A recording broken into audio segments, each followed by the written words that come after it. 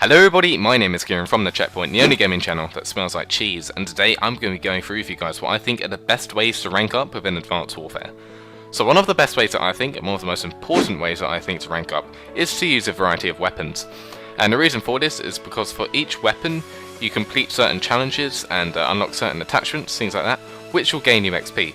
For example, with the BAL, you can get, say, 500 kills with this weapon, that's a challenge, and you get like 1000 or 2000 XP. And you also get all the various challenges you get. You can complete challenges for getting attachments, obviously the camo challenges for the Diamond of Royalty camos, they all get you XP. And if you're using the same weapon over and over again, you won't be getting those challenges again, because you would have completed them all. However, if you're using different weapons, say if you finish using the BAL, you don't want to use it anymore, and you want to use the AK-12 or the IMR, something like that, any weapon to be fair, you can complete the same challenges for those. You can get 500 kills with that weapon, you can unlock the camos for that weapon, you can unlock all the attachments to that weapon, and you'll gain that XP all over again, and obviously that will dramatically increase the amount of XP that you get, and therefore the rate at which you rank up within the game. A similar thing to note is the game modes. Now I think the best game mode to play is Hardpoint. Purely because every player in the hardpoint is kind of concentrated to one area of the map, since one area of the map is active every 60 seconds. Now you do only get 50 points per kill, however you get 125 points per kill if you're killing someone in the hardpoint, or 125 points per kill if you're killing someone whilst you're in the hardpoint. And you also get 150 points if you capture the hardpoint. So that's a lot of potential points, and you'll mostly get the 125 kills because, as I said, most of the time you'll be in or around the hardpoint, so most of the kills you get will be worth 125 points, and then obviously add on the capture points that you get as well. Having said that, it is important to kind of play a variation of game modes, and the reason for that is similar to what I said about the weapons.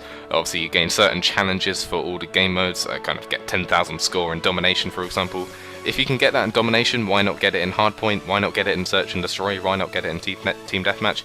You may as well get all kind of simple challenges for all the game modes, and therefore that will increase your XP that you gain, and therefore the rate at which you rank up at.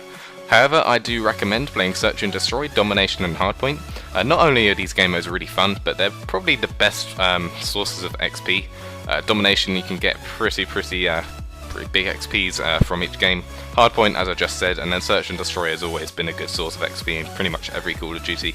Not so much Search and Rescue in this game. Search and Rescue is really good in Ghost for XP, but it's not nearly as good in this game because you only get like 100 XP per kill, whereas you got like 500 XP in Ghost. So I'd avoid Search and Rescue. But as I said, Search and Destroy, Domination and Hardpoint are the way to go. But of course, play a variety of game modes so you can get all those challenges for each game mode. Another thing that not many people will know about is that you can sell your unwanted gear for in the armory. So any gear that you get in the supply drops that you don't really want, some kind of like weird shotgun Atlas loadout, which is just like some weird black kind of suit thing that just doesn't look very good, or whatever it is, a lot of people will just disregard that, and just forget about it, forget it's there, and then just play on as normally. However, you can actually trade these items in for XP. Now you can only trade in the items that you get from supply drops. And I believe you get 500 XP for Unlisted, 1000 XP for Professional, and 2000 XP for Elite things. Now I trade in, I'd say about 80% or 80 to 90% of what I get, because I look at, for example, if I get a weapon, one of the weapon variants, which you can also trade in, I kind of look at the stats and I think to myself, am I really ever going to use that? And I think to myself, no, I'm not going to use that, so I end up just trading it in. I don't want things to clog up, even if it's just a minor difference, like one tiny bit of increased accuracy. I'm not really going to use that over some other cool variant that I have, so I may as well delete it since I'm not going to be using it that much. And the same obviously goes for the kind of the loadouts and all the tops and the pants and the gloves and knee pads, shin pads, whatever you can get. You're probably only going to be wearing a few at a certain time, so there's no point having like 8 different knee pads. Sort of specialist knee pads, Nigerian police knee pads. You may as well get rid of them if you're hardly ever going to use them, and just wait till you get like royalty gloves, because they're awesome. And the last thing I want to talk about is partying up. Now a lot of people when they play this game, they either play solo or they either play in like a full party of 6. Now I think they are both pretty ineffective. Obviously playing solo, you've got no teammates, you're not really sure when enemies are, you can't really kind of make any strategies you have effective since there's only one of you. And I don't really like playing in parties of 6. And the reason for that is because sometimes you're literally too powerful and your teammates will be getting so many kills together that it won't really leave much opportunity for you to get kills yourself. So obviously if you're getting fewer kills, if you're getting fewer objective captures, things like that, you're not going to get that much XP. So what I like to do, I really like to balance it in the middle. If I'm playing 6v6 or ground war for that matter, I think anywhere from 2 to 4 players is kind of the optimum for gaming XP. The reason for that is because you have a good number of people you know on your team. You're guaranteed, or if you're playing with them in the game, they're guaranteed to be good players if they're your friends or things like that. And obviously you can give call outs to each other. You all know what you're doing. You can say, oh, let's go capture C, and you'll all go and capture C. Whereas if you're just playing by your own, your teammates, they won't have a clue what you want to do. And you'll each have a pretty good opportunity, obviously if you're playing in a party size of 2 to 4, everyone will have a pretty good opportunity to kind of get a large amount of kills, capture a large amount of objectives, things like that. So it's probably the best optimum way to kind of get XP, rather than playing on your own or playing in a full party of 6.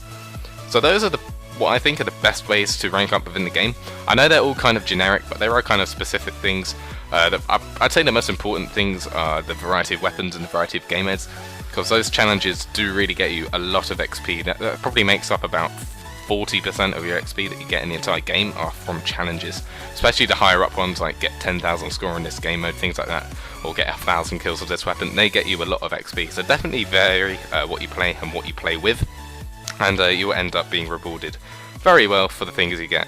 Obviously you can also rank up fast by getting double XP if you're an addict of Doritos and Mountain Dew.